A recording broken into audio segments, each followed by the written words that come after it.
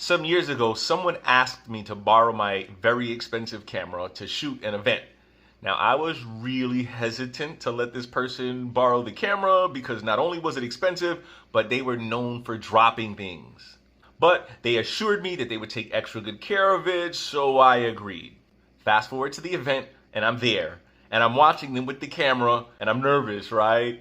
And sure enough, out of nowhere, they're like, ugh! And they drop it down on the floor, smashing it and breaking it. The person turns around and looks at me and goes, my bad. What am I supposed to do with a my bad?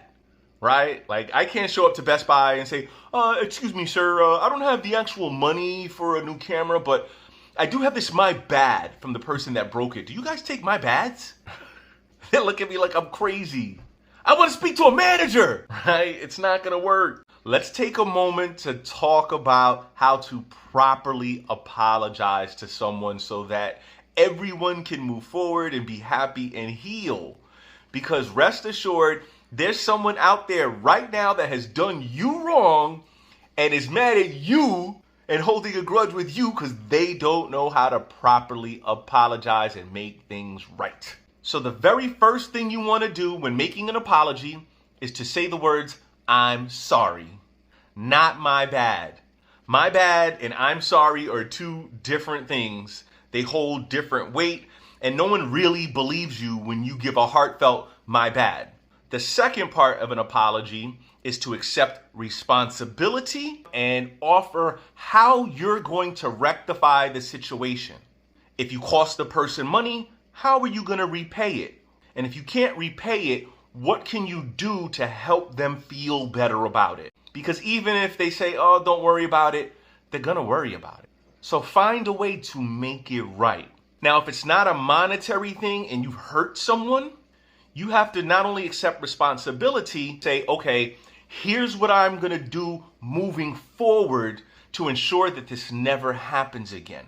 Just saying I'm sorry without putting a plan in place on how you're going to prevent this from happening in the future is kind of like offering your thoughts and prayers to the parents of a child who was killed in a school shooting. Yeah, I went there. Here's the third and final part of a real apology. After you said I'm sorry and you put a plan in place, stick to your word and make sure that it doesn't happen again. If you do that, you guys will be good. If there's someone out there that you care about that you've hurt and you haven't given them an apology like this, go out and do it. Make it better. Don't let your pride get in the way of that relationship. Saying I'm sorry doesn't make you look weak. It makes you look strong. Not saying sorry makes you look weak.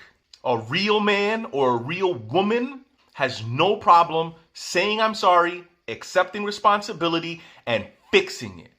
So let me give you an example of how this works in real life. One night, I'm working the night shift and I'm really tired and I fall asleep. And they're sending me emails because they need something and the speakers on my computer weren't loud enough to wake me up. We just so happened to have a staff meeting that morning and my boss, first thing he says is, we had somebody fall asleep during the shift. We can't have that happening. And everybody got really quiet and I stepped in. Now I could have sat back and just let him talk to everybody, but no, I stepped in and I said, excuse me, everyone, that was me. I accept responsibility for that and I'm sorry. And right away, that was it. My boss didn't say anything else. Everyone on the phone call respected me and I stuck to my word and put measures in place to prevent it from happening again.